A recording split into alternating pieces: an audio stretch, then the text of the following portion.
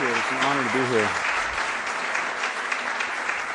And I want to thank Leah and David and my other hosts, sponsors. It's really this is a great event, and I haven't been to an event like this, so it's hopefully I will do it in your kindness justice. Now I'm going to speak tonight about the illusion of free will, and I found, to my surprise, this is actually a very sensitive subject. It's sensitive to religious people, of course, because without free will, Judaism, Christianity, Islam don't make any sense, if you can imagine such a thing. But it's also a problem for atheists. It's of concern for atheists, and it's of concern for everybody because it actually seems to touch most of what we care about in life. It seems to touch notions of moral responsibility and personal accomplishment and the criminal justice system and politics and religion. There's so much about our lives that seems to depend upon our viewing one another as conscious agents capable of making free choices. So if the scientific community were ever to declare free will an illusion, as I think it must ultimately, it would precipitate a far more acrimonious culture war than has been waged on the subject of evolution. So the stakes are high. Now, I should also say, just as a warning and point of concern, some percentage of people, I'm only now discovering this by email mostly, some percentage of people find what I'm about to say actually psychologically destabilizing. I mean, it provokes enough anxiety in them that they don't want to hear another word. Now, if you begin to feel like you're one of those people, if what I'm saying starts to feel like it's bad for you, or otherwise not compatible with mental health, by all means, go to the bar. I'll meet you at the bar later, and I will refund your ticket price. Though I'm sorry to say the salad you are eating costs $400. But seriously, I'm not trying to give anyone a nervous breakdown, so I will not take it personally if you tune me out. So I hope to do two things in this talk. I hope to convince you that free will is an illusion, and that there's no way of thinking about it coherently in terms of what we now understand about the nature of reality. And I hope to persuade you that this truth matters. It actually changes something about the way we view the world, and it changes our sense, or should change our sense, of what it would mean to create a just society. Now, the popular conception of free will rests on two assumptions.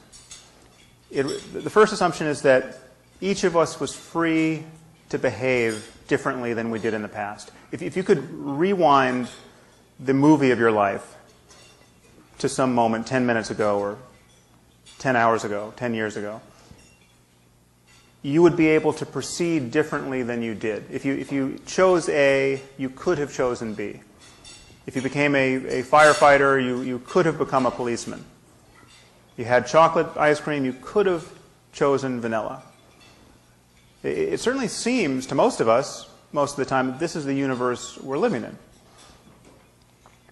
The second assumption is that each of us is the conscious author of our thoughts and actions. So that the part of you that thinks and perceives and experiences your life in the present moment is actually the author of your thoughts and choices and subsequent behavior. Now, the problem, unfortunately, is that we know that both of these assumptions are false. The first problem is that we live in a world of cause and effect, and either our wills are determined by a long chain of prior causes, and we're not responsible for them, or they're determined by some random influences, and we're not responsible for them. And no matter how you turn this dial between the iron law of determinism and randomness, this notion of free will doesn't make any more sense. There's no way of combining chance and determinism that makes sense of free will. And consciousness clearly is not in the driver's seat. For instance, there's now a tradition of doing experiments where you give people a very simple choice, just to push one button, the left button or the right button. And they can push whichever they want, whenever they want. And the only other task you give them is to watch a special clock where they can discriminate time in a very fine-grained way. And they just have to notice what time it was when they finally consciously made up their mind. What you find, and what the first person who did this, Benjamin Libet, did, a physiologist who had people hooked up to EEG while doing this, but it's since been replicated with functional magnetic resonance imaging and even direct recordings from the cortices of surgical patients, you find that the time at which a person consciously thinks they have consciously decided to push the left button versus the right, comes some seconds often, at minimum half a second, sometimes up to 5 seconds or 7 seconds after the brain has already decided. You can tell what the person is going to do before they know what they're going to do by looking at the brain data. Now, obviously, this gap is fundamentally hostile to the notion of free will, because this means that someone could tell what you're going to do at a point in time where you think you're still making up your mind.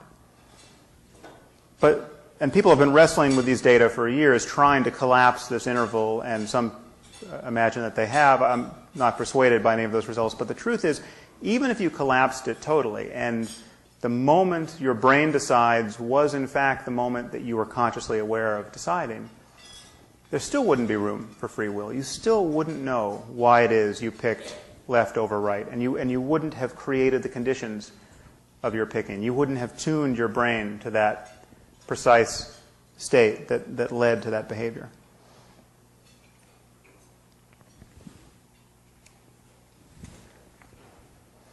And this is not only objectively true. It's not just a matter that the physics of things tells us that free will doesn't make sense.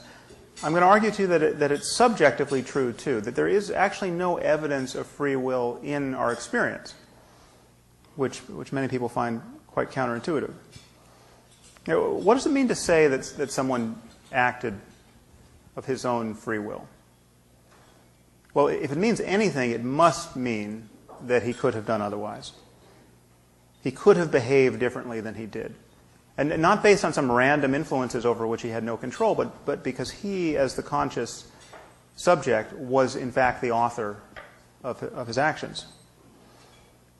But the problem is no one has ever found a way of describing how physical processes could occur that would make sense of this claim.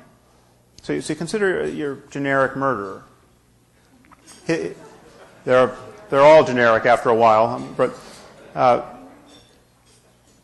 a person's choice to commit a murder is preceded by a certain pattern of electrochemical activity in his brain, which is in turn the product of prior causes, some combination of bad genes and the developmental effects of an unhappy childhood, and then whatever is impinging on his brain in that moment. The moment we catch sight of this stream of causes, reaching back into this person's childhood and beyond, and out into the world beyond their skin, that his culpability seems to disappear. To say that he would have done otherwise, or could have done otherwise, had he wanted to, is simply to say he would have been a different person had he been a different person, or he would have lived in a different universe had he lived in a different universe. And as disturbing as I might find such a person's behavior, I have to admit that if I could trade places with him, atom for atom, I would be him. I mean, there's no extra part of me that could decide to see the world differently, or could decide to resist the impulse to victimize other people. And even if you believe that each of us harbors an immortal soul, this problem of responsibility remains. I cannot take credit for the fact that I don't have the soul of a psychopath. I didn't make my soul. if I had truly been in this person's position, if I had the same genes and the same brain, the same life experience, or the same soul, I would have done exactly as he did and for the same reasons. So the role of luck in our lives appears decisive. But the moral significance of luck, valuing it and making it morally salient, this poses a problem to us. It seems to undermine our notion of right and wrong and good and evil. We consider Charles Whitman. He was one of the more famous mass murderers in U.S. history. In 1966, he started by his spree by killing his wife and mother, and then he got on the clock tower at the University of Texas armed with several guns and 700 rounds of ammunition, and shot people for 2 hours until he was killed by police. And he killed 14 people and injured 32. Now he really seemed like the quintessence of evil. And he seems that way until you read his suicide note, what was essentially a suicide note because he knew he was going to be killed. And he confessed that he found his behavior completely inexplicable. He loved his wife and mother, didn't know why he was doing any of this. He had been just overwhelmed by rages and destructive impulses for months that he found it harder and harder to resist. And he recommended that upon his death that his brain be autopsied for signs of physical disease. Now, so they did autopsy his brain, and they found a tumor in the hypothalamus pressing on his amygdala, which makes a plausible case for the tumor's involvement in his emotional state and his impulse control problems. So this changes things. This is when you find out that this evil murderer has a brain tumor pressing on his amygdala, he suddenly seems like a victim of biology. You have to be unlucky to have this kind of tumor. Who knows if you had a glioblastoma pressing on your amygdala every hour of the day? Who knows what you would do? So I'm arguing that a brain tumor is just a special case of physical events giving rise to thoughts and actions. If we could perfectly understand the brain of any one murderer, no matter how evil, that understanding of the neurophysiology would be as exculpatory as finding a tumor in the brain.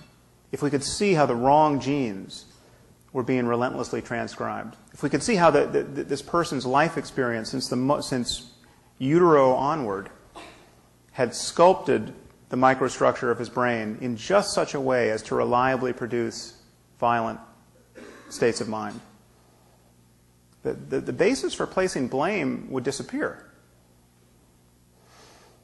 Now most people think we have a strong subjective experience of free will. And the problem is just that we can't map it on to physical reality.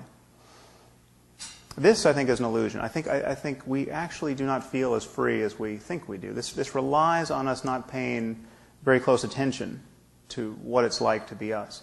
If you pay attention, you can see that you no more author the next thing you think than the next thing I say. Thoughts simply appear in consciousness.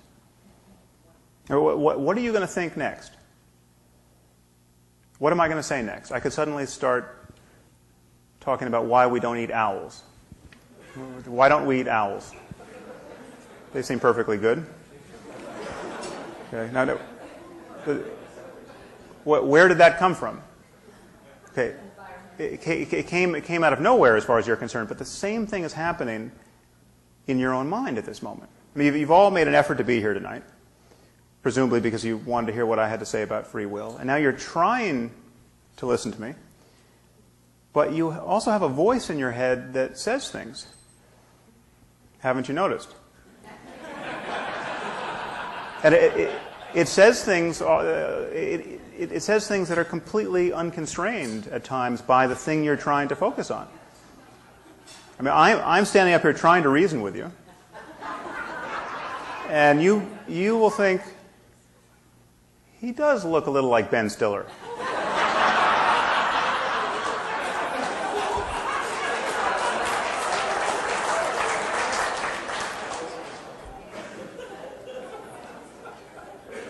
Thoughts just emerge in consciousness. We are not authoring them. That would require that we think them before we think them. If you can't control your next thought, and you don't know what it's going to be until it arises, where's your freedom of will? Now, some people try to save free will by saying, well, you're more than that. You're more than just your conscious mind. You are the totality of events occurring in your body. So it doesn't matter that you're not conscious of much of your mental processing. It's the unconscious neurophysiology of your brain is just as much you as your conscious experience is. The problem, however, is that this really is a bait and switch. You can't honestly take credit for your unconscious mental life. You're making millions of decisions right now with organs other than your brain, of which you're not conscious of. But you don't feel responsible for these decisions. I mean, are you making red blood cells at this moment? Now, your body is, hopefully. But if it were to stop doing this, you would be the victim of that change. You wouldn't be its author.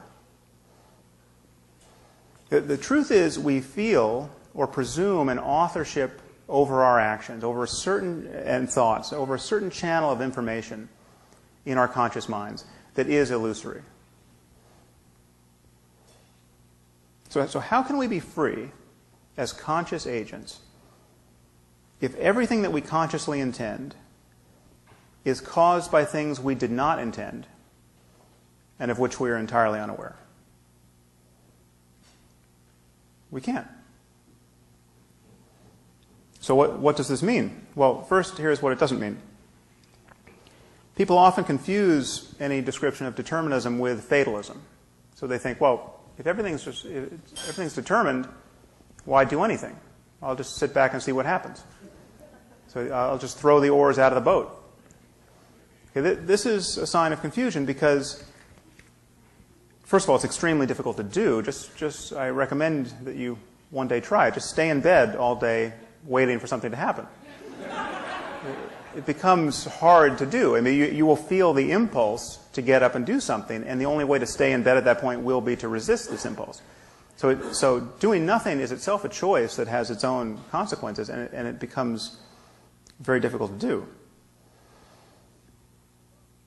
But the fact that our choices depend upon prior causes doesn't mean that choice doesn't matter. Choice is part of this causal stream of the human mind and our world. So the proximate cause of my writing a book on free will was my deciding to write a book on free will. You can't write a book by accident, although some people seem to manage it, frankly. So my choice to write it was one of the primary reasons it came into being. So decisions and effort and willpower and discipline, all of these things matter. These are causal states of the brain that have an effect upon our actions and the world. So the choices we make in life are as important as most people want to believe they are, but they are part of the stream of causality.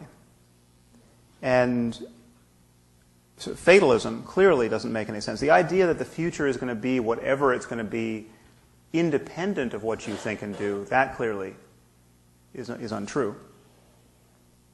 But the next choice you make is going to come out of a wilderness of prior causes which you can't see and didn't bring into being. From the perspective of your conscious mind, you are actually no more responsible for your next thought than you are for your birth into this world. You have not built your mind. And in moments where you seem to build it, where you finally take the reins of your life and you decide to acquire knowledge or learn a new skill, the only tools at your disposal are those which you've inherited from moments past. No one picks their parents or the society to which they were born. No one picks the moment in history in which they live. No one picks their genes or the environmental influences that determine the structure of their brain. You are no more responsible for the exact structure and state of your brain in this moment than you are for your height.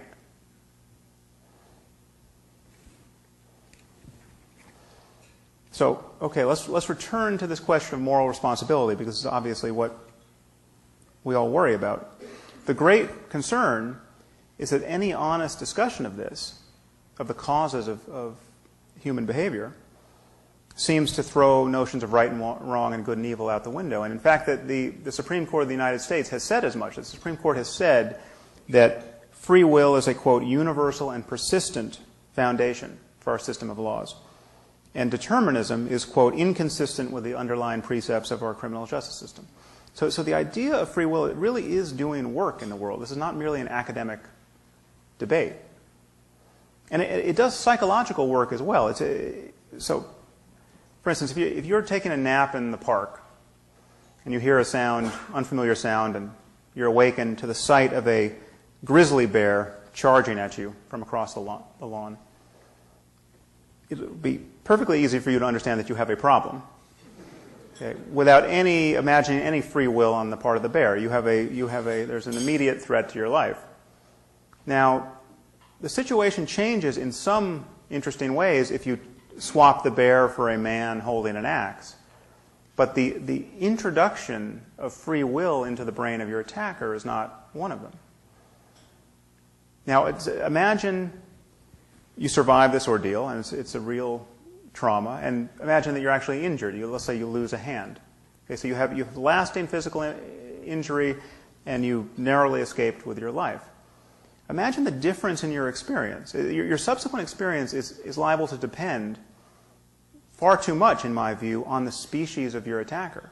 So imagine what it would be like to see your human attacker, the person who almost killed you with an axe, on the witness stand during trial. Your anger and hatred of this person might be so intense at that moment as to constitute a further trauma. You might spend years of your life fantasizing about this person's death. How much time would you spend hating the bear? Okay, it seems to me you might even want to go visit the bear at the zoo with your friends. You'd say, that is the big one. That is the one that almost got me. You might be pointing with this hand, however. But it would be fun. You would just, it's a completely different perception. Which state of mind would you rather have?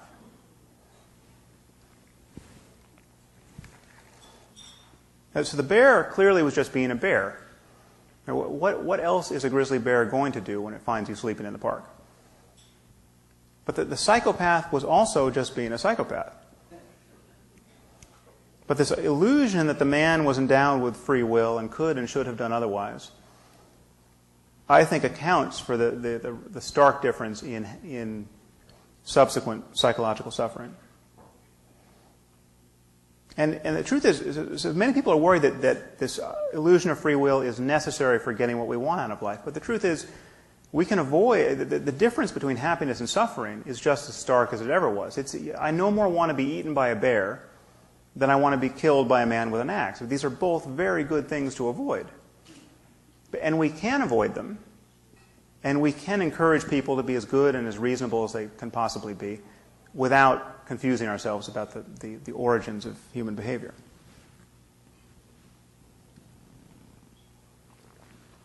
I mean, just think, well, what is it that we most condemn in other people morally and legally? It's really the conscious intention to do harm.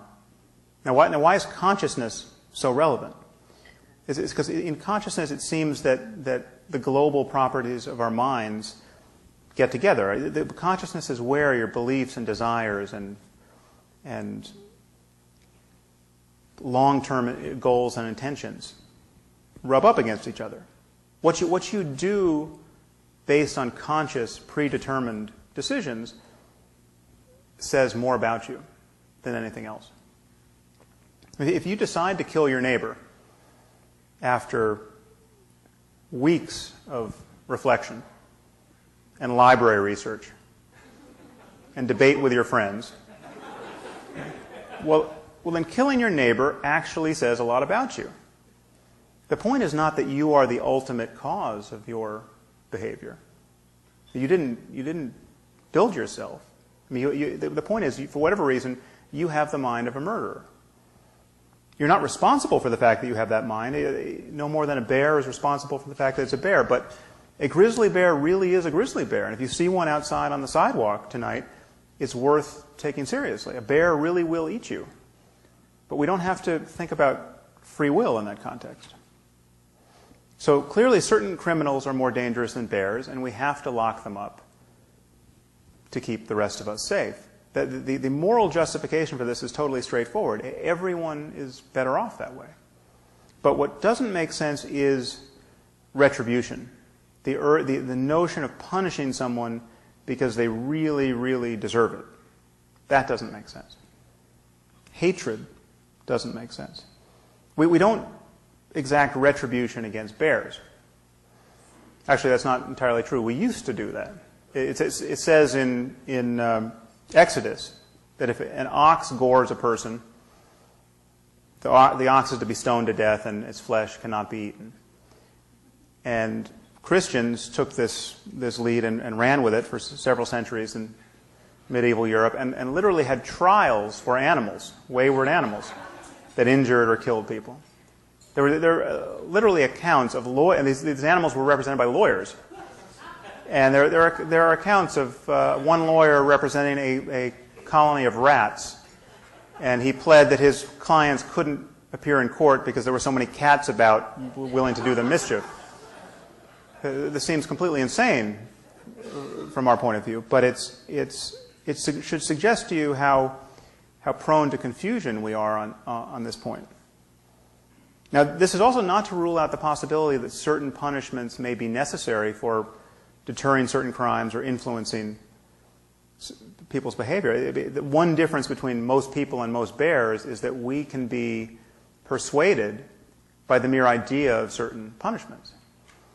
But this is a very different view of punishment than retribution. This is a purely pragmatic view of what will deter crime, what will mitigate suffering, what will mitigate risk. So dispensing with the illusion of free will actually allows us to focus on what actually matters: mitigating harm, remediating suffering.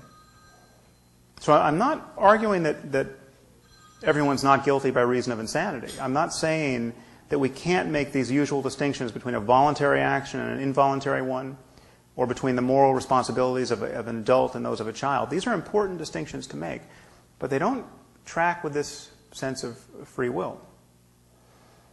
In the United States, we have 13-year-olds serving life sentences. And it's not because some panel of experts has found that this particular child could not possibly be rehabilitated. It's because some judge or jury deemed that child the ultimate source of his evil and exacted retribution as a punishment. So it seems to me that certain moral intuitions begin to relax once you take this picture of scientific causality on board. When you have to admit that even the most terrifying people are at some basic level unlucky to be who they are. The logic of hating them as opposed to fearing them and restraining them begins to break down. And once again, this is true even if you believe that every human being harbors a soul. To be born with the soul of a psychopath is to be unlucky. So one consequence of this view, or so I suggest, is that it reduces hatred. Actually, in my view, completely undercuts the logic of hatred. It also increases empathy and compassion. Take an example, which I should probably get a new example, but the example of the worst person who's ever lived, in my mind, at the moment, is Uday Hussein. He's not objectively the worst, but he's about as odious a person as I can think of. He was one of Saddam's eldest sons. He used to, when he would see a wedding in progress in Baghdad, he would descend with his thugs and rape the bride, just for the fun of it. Sometimes he would torture and kill the bride. He did this more than once. Whatever you think about the ethics of the war in Iraq, it seems to me pretty obvious that given that we couldn't capture him and stop him from doing these things, it was good that we killed him. I mean, unless you are a total pacifist, it seems to me that you have to admit this is what guns are for. To shoot people like Uday Hussein. But simply walk back the timeline of his life. Imagine him as a 4-year-old boy. He could have been a creepy little boy, no doubt. It's quite possible there are child psychopaths, but he was also a very unlucky one. I mean, he had Saddam Hussein as a father. How unlucky can you get? He was the 4-year-old boy who was going to become the psychopath Uday Hussein, through no fault of his own. Now, and if we could have intervened at any point there, at 4, at 5, at 6, at 7, that would have been the right thing to do, and compassion would have been the right motive. When would compassion stop being the right motive? Would it be wrong to feel compassion for the 18-year-old Uday Hussein? I don't think so. He's just as unlucky as the 4-year-old. So ironically, if you want to be like Jesus and love your enemies, or at least not hate them, this is a doorway into compassion for even the worst people who have ever lived. Taking a wider picture of scientific causality into view. Now, one caveat is that this is not to say that this would be an easy view to adopt if you or someone you love was the victim of a violent crime. I'm not saying that in the heat of the moment you should be able to view the world this way, but in our more dispassionate moments, when it comes time to make public policy or to think about ethical norms, I think this is the view we need to take. So to conclude, I just want to bring this back to direct experience. It's generally argued that free will presents a real mystery to us, that we know we have it, it's subjectively an incontrovertible thing, and yet we can't map it onto physical reality. As I've said, I think this is a sign of confusion. It's not so much that there's an illusion of free will, it's that the illusion is an illusion. There is no illusion of free will. We're simply not paying attention to the moment-to-moment character of our conscious life. So it's not just that it makes no sense objectively in terms of physics, it makes no sense subjectively either. Thoughts simply arise in the mind. What else could they do?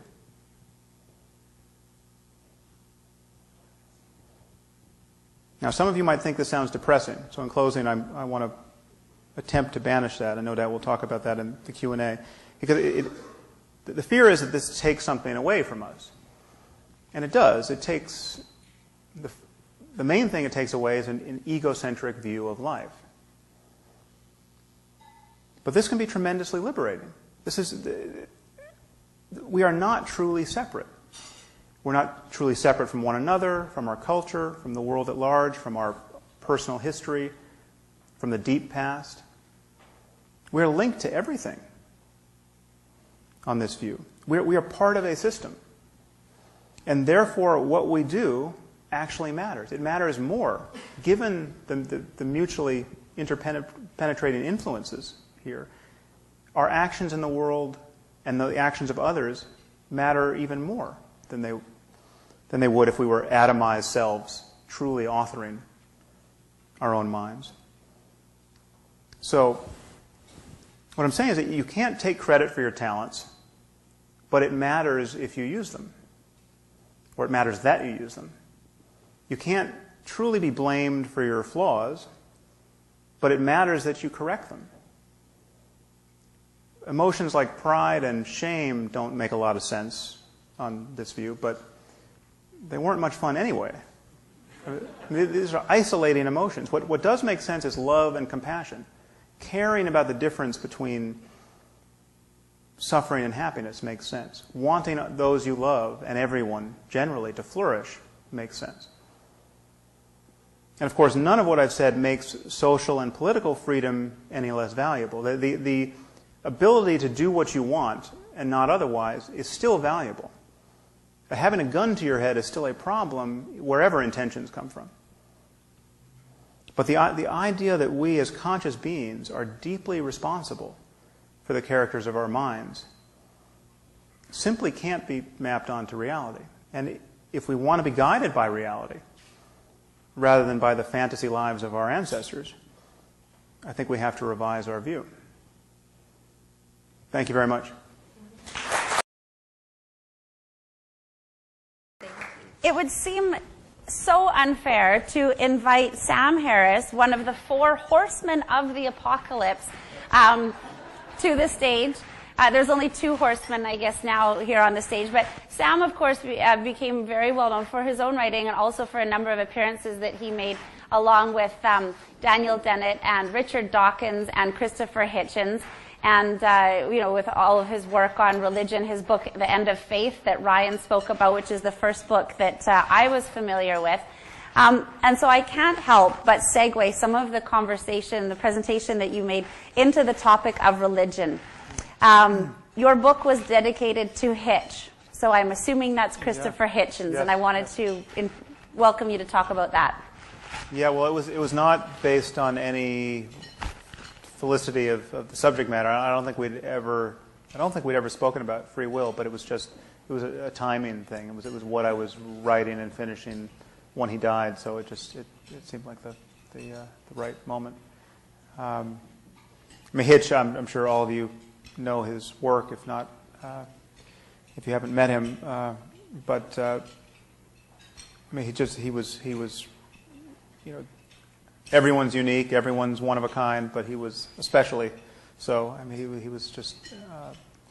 I've never met anyone like him, and so it was a real honor to be a collaborator of his, to have him consider me a collaborator, and he is certainly missed. So do you want to elaborate a little bit about some of your thoughts, that how they've evolved and on religions since you wrote the book Free Will, and maybe in the context of some of the conflict that we see in the world today?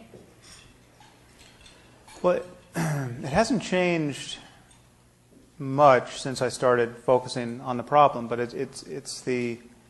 I'm continually amazed at just how much a variable it is in our lives, and it's an unspoken variable. It's not, and again, I'm speaking globally, and I don't know so much about the situation in Canada per se, but in the U.S., when you read a newspaper, I was just saying this at my table, sometimes I pick up the New York Times, and literally every other story would be unthinkable but for the crazy and unjustifiable things people believe in the name of religion. And often these stories are not explicitly about religion. It's discussed as politics. It's discussed as some problem in medical research. It's discussed as ethics. But the core problem, when you're talking about impeding embryonic stem cell research, or the crisis in the Middle East, or any the pedophile abuse scandal in the Catholic Church, religion is everywhere, and it's something that it does immense unnecessary harm at its worst, and at its best, it gives people bad reasons to be good where good reasons are actually available. This is the problem. Whenever you can see someone doing really good things in the name of faith, you can find better reasons to do those things. And so when people go to Africa, there's no question that people of faith do immensely compassionate things much of the time. And so people will go to, missionaries will go to Africa and put themselves in harm's way and try to deliver aid to people on the verge of famine. And it's an intrinsically good thing to do, but rather often you see the compassion of the whole enterprise eroded by this other agenda, which is to spread the gospel in this case. And so you have people preaching the importance of believing in Jesus in areas where conflict between Christians and Muslims has literally killed millions of people. And in the most diabolical instances, withholding aid from people who have, until they have somehow confessed an allegiance to the creed you're spreading. it would be so much better to actually just care about the suffering of other human beings and want to alleviate it. And that's actually possible to do. You have secular people, you have people like, the people who work with Doctors Without Borders, for instance, who for reasons that have nothing to do with the next life, try to make this life at least tolerable for the least advantaged people on earth. So the problem with religion is that even in its best instance, it gives you a version of ethical truth that could be improved by stripping out the dogmatism and the unjustified claims to knowledge.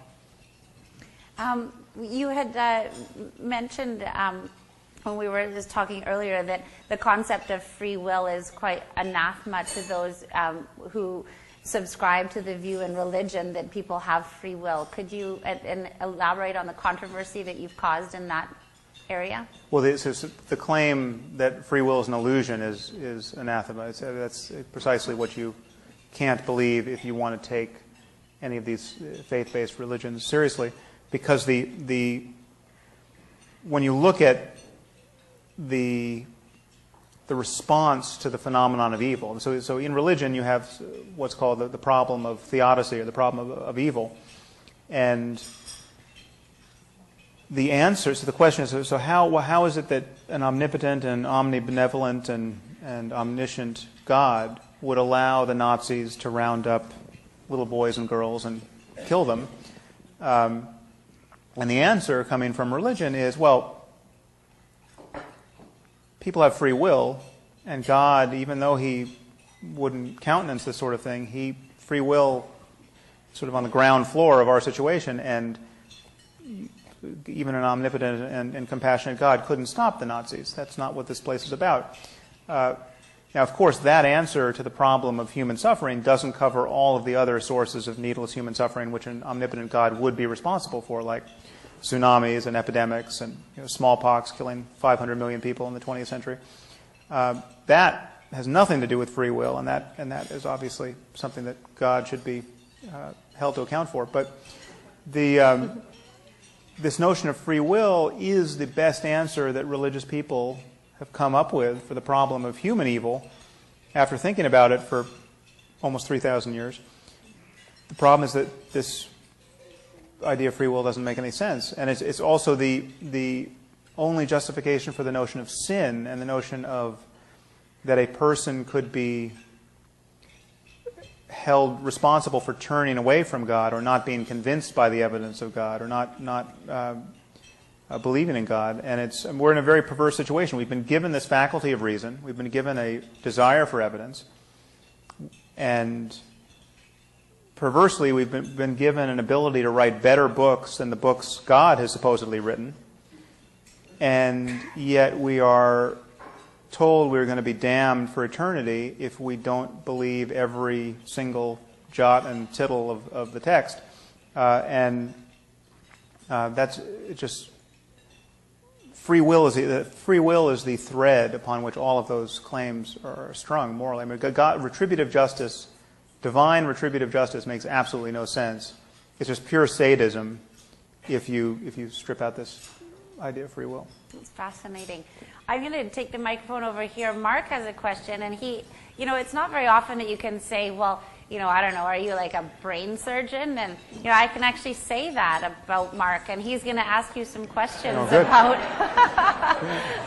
about brains and neuroscience.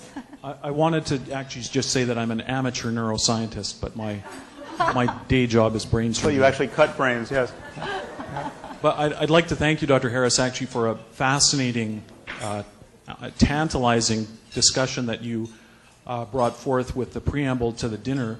I was dragged here by my oldest son, who's actually a fan of yours, as well as a fan of Hitchens and Dawkins, and that's I wasn't looking forward to tonight at all, but since your talk, it provoked actually 2 questions and a comment. So try to follow my train of thought. My first question is, if thought doesn't originate in the brain of the thinker, where does it come from? My second, or my comment is while I was listening to your talk, I thought I should ask a question. And my second question is, And I don't know where that thought came from. Right. My second question is, and this actually is important to me because I do take out tumors of the amygdala. Does the tumor cause the abnormal behavior, or does the abnormal behavior cause the tumor? Those are my questions. Right. Good question.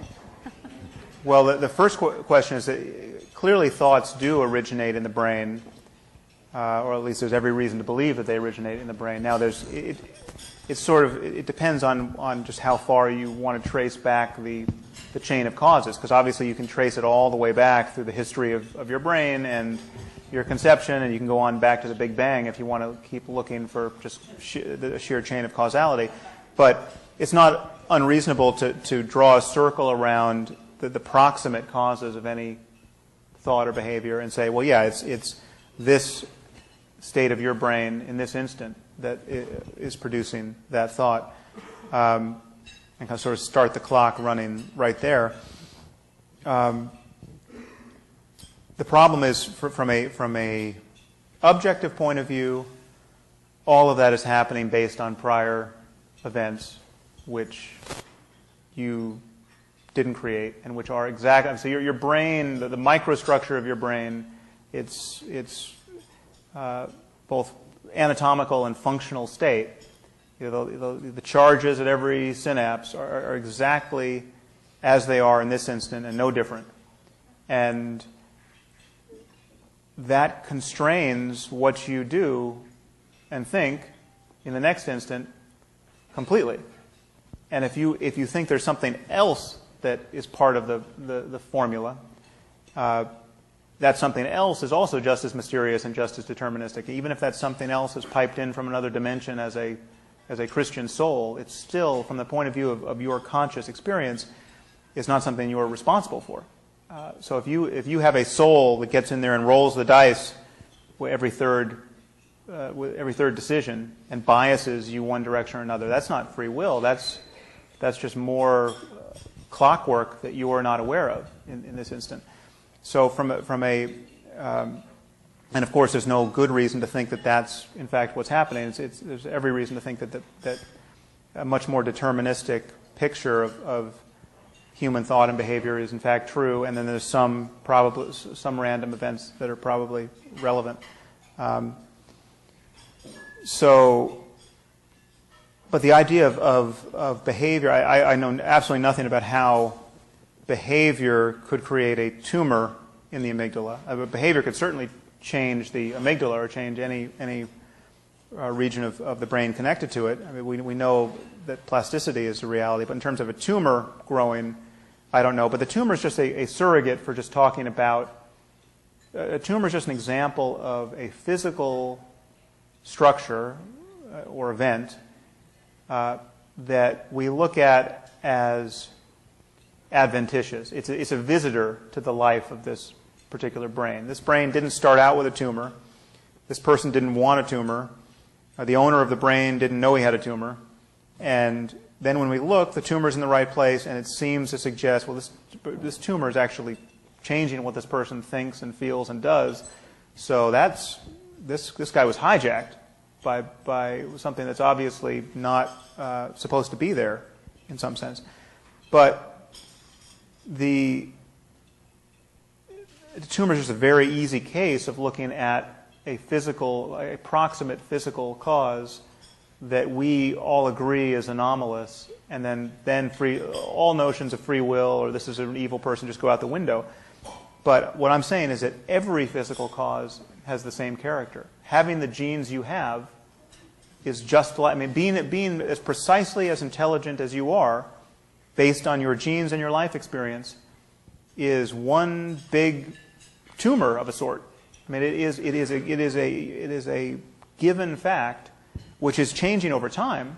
So it's not to say that your education didn't play a role and your relationships. All of that changes your brain and it changes over time and it gives you new capacities and you learn new languages or whatever happens matters. But that whole process is just an unfolding of one event following another, and there's no place you can stand proudly saying, I did it, I'm a self-made man. And and when you see someone else malfunctioning, you see a psychopath, or you see someone who's clearly living in some non-normative way, you can't really say, well, he is the cause. He, the person in this instant, he is the ultimate author. And that I think, it's scientifically true to say that, but it's also morally relevant to say that, because it's clear that it would be relevant if we had a treatment. So the other thing that's interesting about a tumor is that a tumor suggests to non-surgeons and if it's the right tumor, obviously certainly to surgeons, that there's an easy fix. You just cut the tumor out and the person's back to who he was, or at least is likely to be to some degree. That if we understood the brain completely, if we had a truly mature science of the mind, and we were lucky enough to have the technology to be able to intervene in ways that we wanted, well, then it would all be like, it would be as simple, it would be more complicated in fact, but in principle it would be as simple as just cutting out the tumor. So if we understood psychopathy perfectly, and it was such a thing at the level of the brain that it could be intervened upon without side effects, then psychopathy would be a disease that we would have a cure for, and it could be so straightforward that we could just put the cure into the milk supply, like vitamin D. I mean, psychopathy at that point would just be a nutritional deficiency. And so if the cure for evil becomes just a matter of dropping something into the milk supply, well then ask yourself, would it be ethical to withhold the cure from somebody as a punishment because they were so evil? So somebody did something truly terrible, they're locked away in prison. Now we completely understand the nature of human evil, but we're going to withhold this cure as a punishment for this person. Well, that wouldn't make any moral sense, because it would be just like withholding a surgery from the man with a tumor if we knew the tumor was the actual cause of his behavior. It just wouldn't make any moral sense at all. And that suggests to me that it's, who knows if we'll ever get a cure for psychopathy, but it suggests to me that the urge for retribution is based on not actually seeing the causality in any kind of detail. Sam, we ask authors often who are just coming out with new books, and one of the people that we invited this year was Arnold Schwarzenegger, and I'm not sure if you've read his book, but he agrees with you completely, because in the first paragraph he said it's not a tumor. Not the tumor. Okay, bad joke. That went over very well. Trying to lighten it up here a little bit. We have a live question over here. So we're going to have to do like speed round here, because we have 1,000 questions, which I will promise to read some of them. But Michael. Thank you, Sam, for the interesting and thought-provoking ideas. I was going to ask you what you thought the difference between truth and hypothesis was, because I believe you do confuse them at times. But what instead, listening to your comments, I decided to change my mind and ask a question: where you think love and commitment come from in a relational sense? But you only have 3 minutes to answer that. Very. They're almost the same answer, actually. But love, there are two ways we could talk about this. We can talk about where these things come from, and that seems to suggest an evolutionary answer, at least in our case. We're talking about the psychology of positive social emotions that knit us together as social apes.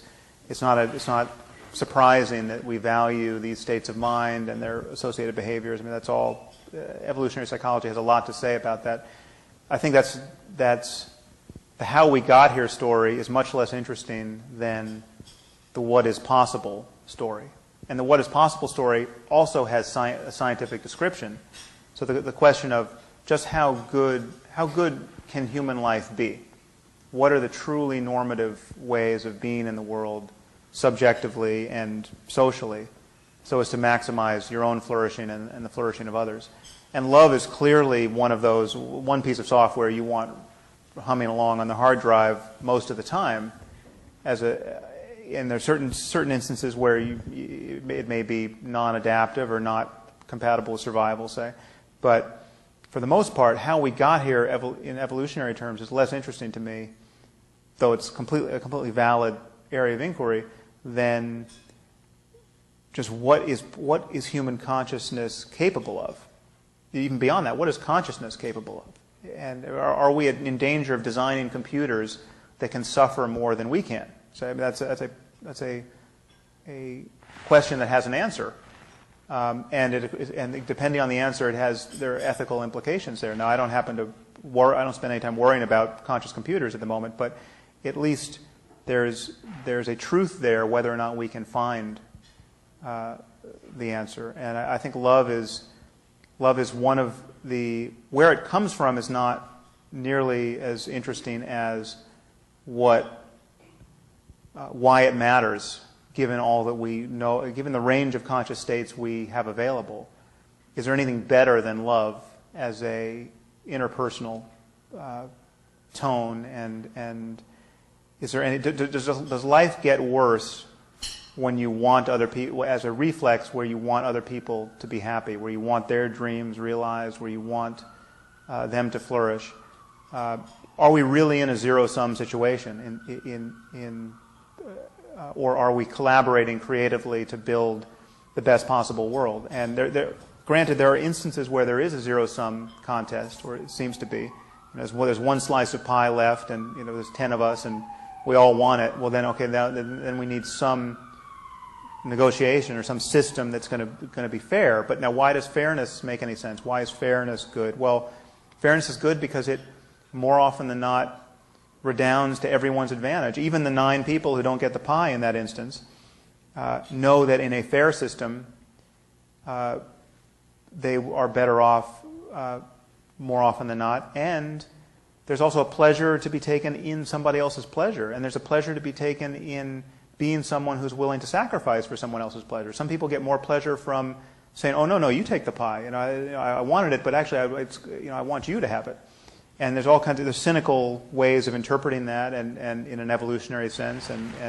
But the truth is, love is one of the most rewarding things anyone ever experiences, and we want it. And people who don't experience it or claim not to want it are actually missing something. And that's an objective. That's not just a subjective, culturally dependent thing to say. I think that's an objective thing to say. It's like saying, people who don't understand calculus there's something they don't understand. They're missing something. There's a way of understanding calculus, and there's a way of failing to understand it. And there is a there, whether you know it or not, or whether any individual knows it or not. And who knows how far that horizon of human experience goes. But I think love is one of the best compasses we've got. And the election of commitment? What was that? And the election of commitment? What do you mean by commitment? Such as in a marriage commitment. Like monogamy? Well, it's just, when you think of human life is replete with this particular psychological experiment where people sort of rethink the whole logic of commitment and say, well, monogamy doesn't really make evolutionary sense, and, honey, sorry, but I want an open relationship. I just read Darwin. But the truth is, for most people, most of the time, there's a lot of psychological suffering engineered by failures of commitment, and a lot of comfort in commitment. And but I'm open to. You could certainly find me an island of non-committed people who are flourishing just as much as the happiest committed people, and they're completely unpossessive in their sexuality, and they love it, and they have a whole story to tell about how it's the best thing going. I don't doubt that that's possible. I mean, so when I view my argument about the moral landscape is that there could be peaks of human well-being that are different. There could be many different peaks, which they're different and they're irreconcilable. Which is to say, if you're on this one, well, you got to be committed, and you're really jealous if you're not over failures of commitment. On this one, you don't even know what jealousy is. But they could be equivalent in all kinds of other ways, and that's intellectually possible to me. I just don't happen to see it in the people I meet. So speaking of speed rounds, we do have a question about Oprah here. So explain Oprah. I know nothing about Oprah. But she was the youngest of 11 children, raped, extremely poor. Why didn't she just end up as a Southern mom of several children living on welfare? Well, whatever the reason is, there's a reason, obviously. I mean, there's some causal, and she may not know it. She may have a story about what the reason is, which doesn't actually track the facts.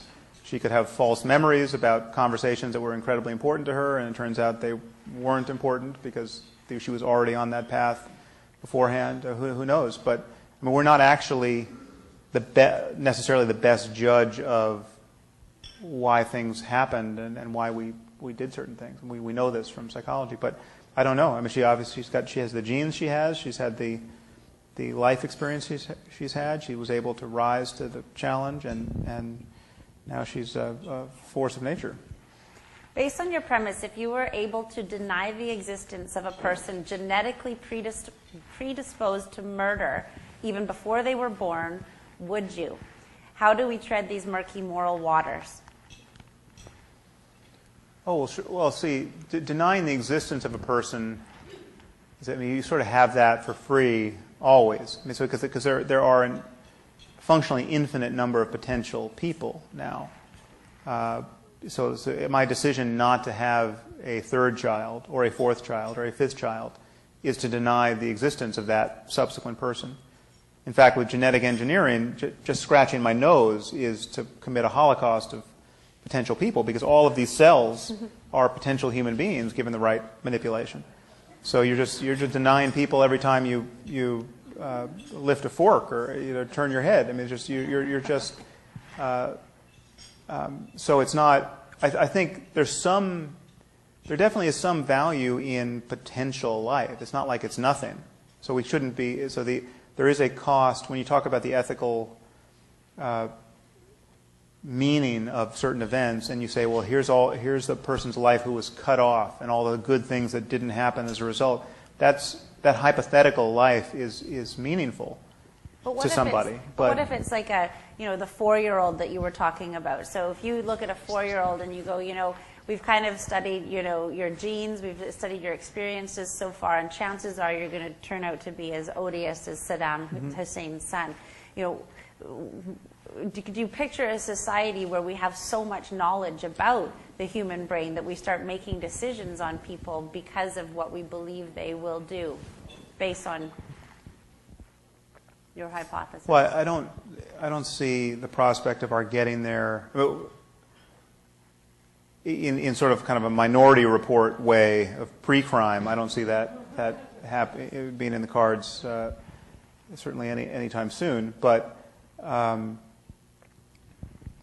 or even in principle, it may just may be too complicated to ever predict the behavior of a system as complex as the human brain that far in advance. I mean, it's hard to predict. Ironically, the best way to predict what somebody is going to tend to do is just to ask them. I mean, that's why talking to people actually.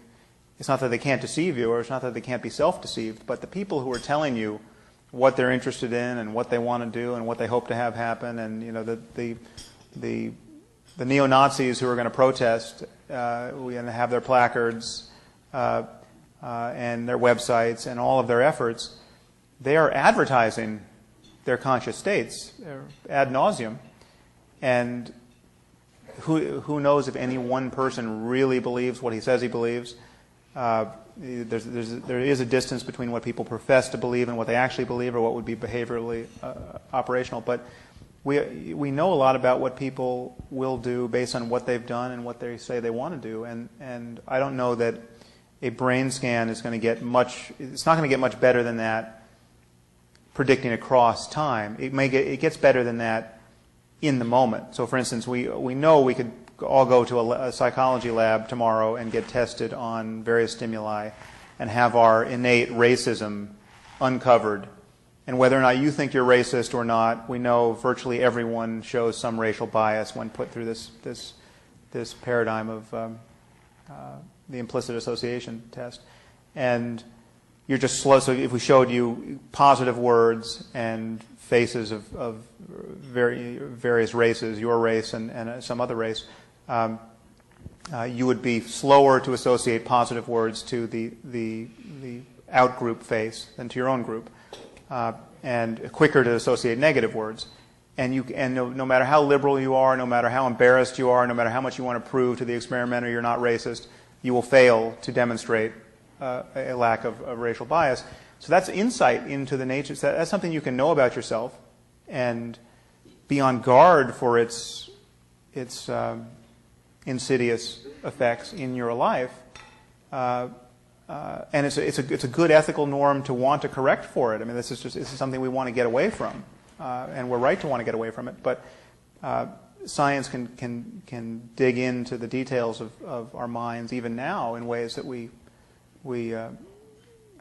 might find surprising. Ian. Thanks, Leah. I'd like to go back to the question of God for a second. Pascal suggested that the betting man would believe in God, because if you believe in God right. and God doesn't exist, then at least you might have lived a virtuous life. But if you don't believe in God and God does exist, then you're probably damned for eternity. Right. So can you tell me why you think that more people believe in God than don't believe? Well, first let me say I think Pascal's wager it's like many of the exports of philosophy. It's a bit of bad philosophy that is really easy to remember, and then it just gets it has infected all of us. And there's some of the worst exports of philosophy are like that. Yeah, no, I know. I just want to sort of inoculate everyone else against this idea, because beliefs don't work that way. Right, right. Well, one reason is many people are taken in by ideas like this. So Pascal's wager seems, given to in the presence of anyone who's even remotely sympathetic with the project of faith and the leap of faith. They think Pascal's wager passed every test of reasonableness. So of course, that's a wager you could take. But what Pascal is suggesting is that you could decide to believe something, not because you have evidence suggesting its truth, but because of the likely good effects of this belief. Or you're wanting it to be true. So obviously, if you're wanting something to be true is one of the reasons why you believe it's to be true. Well, you're just the poster child for wishful thinking or self-deception. I mean, that is exactly that's why we have the word wishful thinking or self-deception or cognitive bias. I mean, all of these things are meant to put us on guard against that very attitude. And we know we have those biases, but to consciously believe something that you have no good reason to believe is true, in fact, many reasons to believe is not true, based on the threat that if you don't believe it, and it is true, you're screwed, that is not something you can do in the full light of consciousness, or so I would imagine. If you're someone who claims to have done that, you sort of you were on the track to believe this anyway, and now this is something this is a game you play in terms of justifying it. Beliefs are not like clothing. You can't. Their comfort and their utility can't be our reason for adopting them. And so I think Pascal just was not being kind of honest on that point. But why are so many people religious? Well, it's not that there's no. It has many effects that could be beneficial to groups. It enforces a kind of in-group coherence and may energize certain groups in competition with other groups to all be organized around the same otherworldly God and behavioral taboos and superstitions. But I think that the deeper issue is that we have this feature of our minds of forming beliefs about that. We have language, we have cognition, we have a desire to understand what's going on in the world, which is not hard to explain. And we've had this for as long as we could. I mean, just imagine what we were like when we knew absolutely nothing, when we really were just apes trying to find food. and at odds with everything in the world that we didn't understand, including strange conspecifics, which is other apes who were not on the same team. And we begin this project trying to figure out where we are and how to make things better and how to organize ourselves. And religion is in some sense, the first effort to do that. It's like to intuit order in the world and to personalize that order. To say, so when you see a bolt of lightning, to think that that is, you're in relationship to something that is raining down that bolt of lightning. And that there are unseen forces that you could somehow propitiate in order to make life better. I mean, we come from a species in almost every culture on Earth that practice human sacrifice for the explicit reason of propitiating angry gods for all manner of things, to change the weather, to make sure buildings would stay up. I mean, we used to bury children alive in post holes dug under the foundation of buildings as a way to just to hope that the buildings wouldn't be knocked down by earthquakes or wind. And this is what happens in the absence of engineers. This is how we respond to the vagaries of nature. So this is where we come from. And I mean, it's a miracle. So what's not, to my eye, what's strange is not that we have still so much religiosity around us. What's amazing is that anything works at all. You know, that we have figured anything out. And so it's when you just look at how religious enthusiasm and conviction has winnowed on every specific question where it has really collided with science over the last, I mean, in the West, and now to speak of Christianity specifically. When you look at, before there was a germ theory of disease and before there was anything like real medicine, we had no idea how people got sick. People were just dropping dead all around us. Unless we saw them clubbed over the head, we didn't know why. And so the answers to all of these problems were religious. It was the evil eye, it was demonic possession, it was God striking you down for blaspheming. So when the bubonic plague started raging in Europe, we were literally cutting people's tongues out for blasphemy as a response to the plague, because we had no idea what we were dealing with. But the moment we develop a scientific understanding and response to the mechanisms of disease, all of these questions get answered now in the purview of science. And now the people who are performing exorcisms on their epileptic children, they are a total aberration, at least in the West. I mean, there are certain places where they're not. And that is the thing to notice about that is a unidirectional process. I submit that there is no question on which science was once the authority, but now, after years of progress, that authority has been ceded to the church, right? But there are a functionally infinite number of questions where it has run the other way, and it's just going to keep happening. So I think it's fascinating just to think about, if we were to project ourselves 200 years into the future, what would we be laughing about that we are doing today in our society? I'm conscious of the time that we've got two more questions, and I'll ask the final one. We've got one at the back. Hi, Sam. Welcome to the most secular city in Canada. Oh, thank you. In North America, maybe. I'm with the Centre for Inquiry. We're Canada's largest free thought skeptical organization. Yeah. I think you're familiar with us. I'm an atheist, very proud to say so, like you are. So I have a concern about your free will argument. And it's that 7-second or 1 second gap that opens up between when our subconscious makes a decision and when we act, that there might be room there for the religious to have the soul enter that gap. Right. And I wonder, first of all, if you think that that's a legitimate a problem that exists with your argument, or is the soul just like a tumor? Well, as I said, I don't think the soul helps. I think that if you don't know what your soul is going to do next, you're not in control of your soul. So it's not, the gap isn't really. I don't even need the gap. You can trim down the gap to nothing. And so let's say the moment you're conscious of deciding is in fact the first moment that your brain or your soul kicked off this decision. You still don't know why it was the way it was. So if I say to you, you're completely free right now. I'm going to ask you to think of something, a category of thing. You can pick anyone you want. You're completely free. Think of a city somewhere on Earth other than Vancouver. Just take as long as you want. You can have as many candidates. You can go back and forth. Whatever you decide on. Right now, the first thing to notice is that there's all these cities whose names you know, and let's say you know. So Cairo is a city, and you just didn't happen to think of Cairo. Let's say you were trying to decide between Calgary and New York and Paris, and for whatever reason you picked Paris, but Cairo you never entertained. You absolutely know that Cairo is a city. So the question is, for whatever reason, Cairo was not in the cards, whether it was a state of your brain or a state of your soul.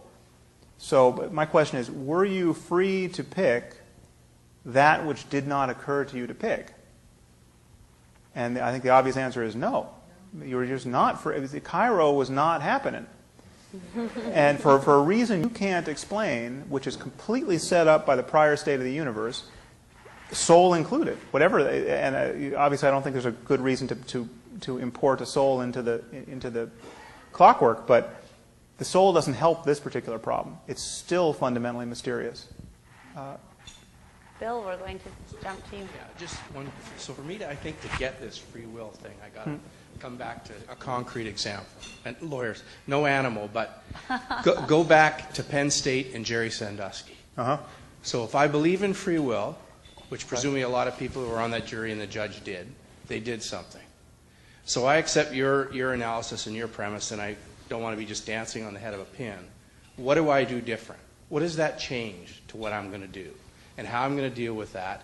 If what I do, presumably you're telling me it's not determinism, so what I do with him is going to affect others, because it's part of their experience. Well, that's still determinism. So what do I do? Yeah. Why does this at all matter to me in terms of dealing with that? Well, what would I do different? I think it depends what you mean by you. I mean, there's you and then there's society. So what society should do is we shouldn't think in terms of retribution. We should think purely in terms of what is going to prevent suffering and what's going to alleviate suffering. We should think of restitution. We should think of deterrence. We should think of all the important things that actually matter in terms of mitigating human suffering, the suffering of kids in this case and their parents. So Sandusky is, I view Sandusky and anyone like him just very much like a grizzly bear, in the sense that he didn't make himself, and if I were him, I would be him. I mean, I'm actually not responsible for the fact that I'm not him. By some accident of good fortune, I don't have the problem that Sandusky has. And the problem includes his intentional behavior, his conscious behavior, his unconscious behavior, his desires, his resistance against his desires, his failed resistance, the whole complex, whatever it was like to be Sandusky. By sheer good fortune, I don't have to be that guy, right? And I'm very grateful for that.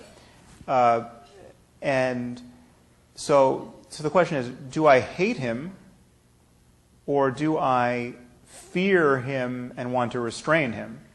And it's certainly the latter. Now, I'm as susceptible as anyone to hating somebody like that. I mean, I have a 4-year-old daughter, so you get me started thinking about the problem of sexual predation on kids. I can get worked up, but when I'm thinking clearly about the situation, I know that no pedophile is truly responsible in a deep sense for who he is, and the remedy, for whatever the remedy is for the problem of pedophilia, comes at perhaps there will at one point be a cure for pedophilia.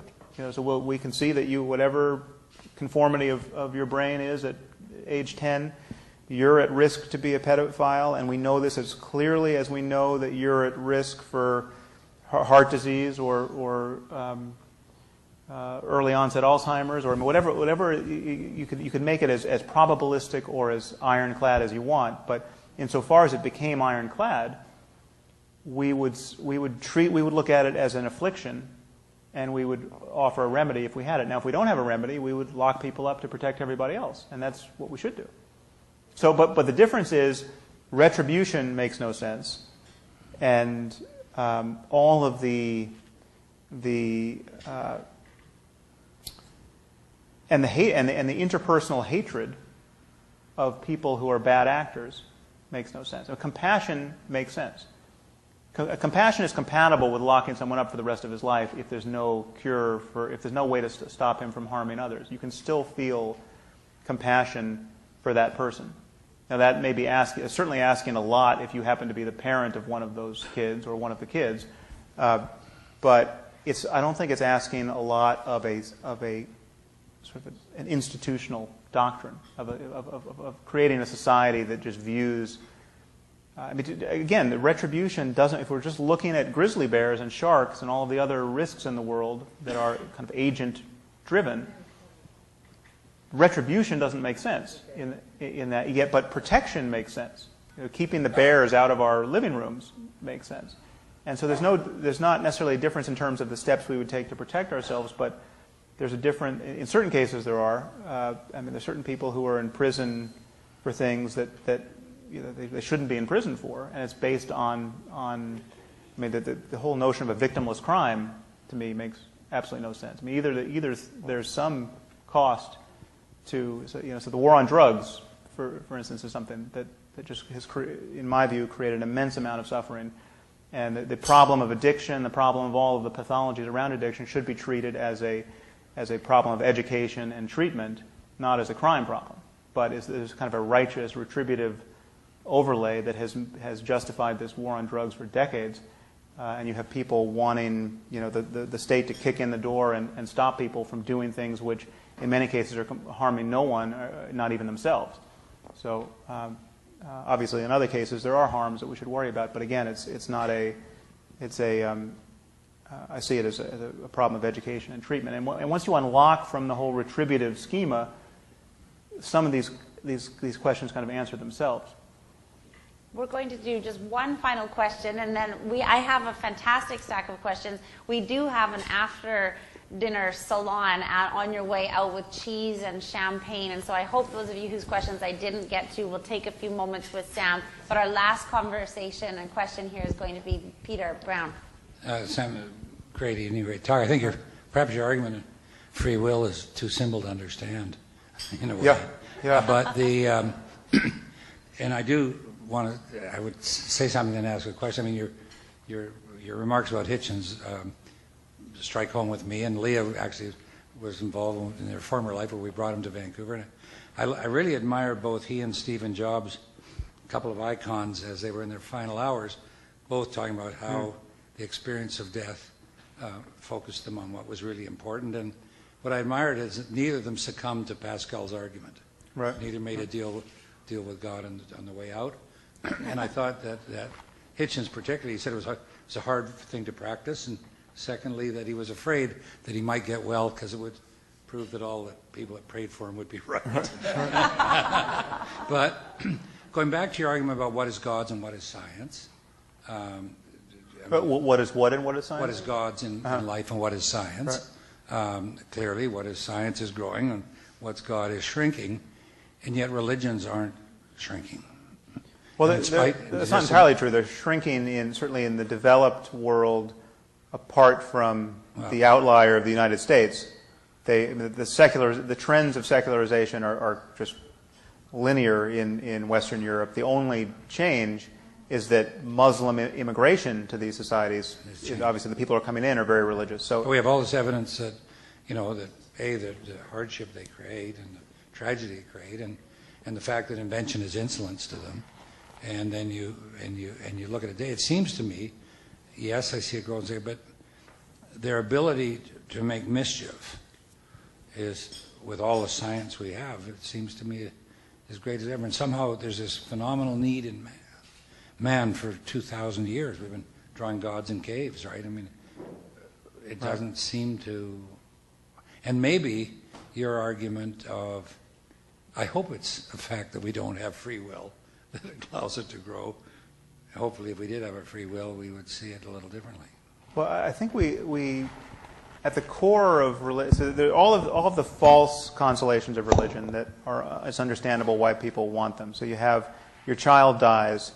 Religion is the only story that makes that a non-problem. Religion is the only story you can tell yourself or be told by others, which, if believed, just cancels the reason for grieving, if you could really believe it. Because now your child is in heaven, which is a lot better than Vancouver, and you will get there after death. Unless you live in Toronto. Right. Yes, sir. So there's that. But there's also just the fact that there's a range of human experience that is incredibly positive and interesting, self-transcending experiences of a sort that lie at the core of most religions. You know, whoever Jesus was, in fact, historically, the literature that testifies to his view of the world, where you hear propositions like loving your neighbor as yourself, that's bearing witness to a kind of consciousness that many people have experienced that should be incredibly interesting and worth encouraging. And when you've had that one problem, and this is a problem I'm trying to address in my next book, the problem is if you wake up tomorrow morning loving your neighbor, all neighbors, all of humanity, all sentient beings as yourself, if you have this sort of mind-blowing experience of compassion and unconditional love that completely transforms your mind and life and your expectation of what it is to be a human being and how good life can be, and you are such a dazzling person that when you come out of your house, everyone recognizes that something amazing has happened to you and they just want to hang out with you because you've got such good vibes. Okay, that is something that happens, right? And the only game in town that gives us even the slightest credence to that phenomenon is religion. So when that happens to you, the only people who are going to take you seriously are either mainstream religions or New Age cults that have their own spin on it. So, but it is a part of the phenomenology of at the positive end of human experience. Now it has sort of its pathological echoes elsewhere on the spectrum of human experience. You have the crazy messiahs, the people who are obviously belong in mental hospitals, but they also think they're Jesus. There are other ways of experiencing erosion of a conventional self. But there's an incredibly positive experience that people can have, many of them, that only religion has talked about, and very few scientists have any awareness of or interest in.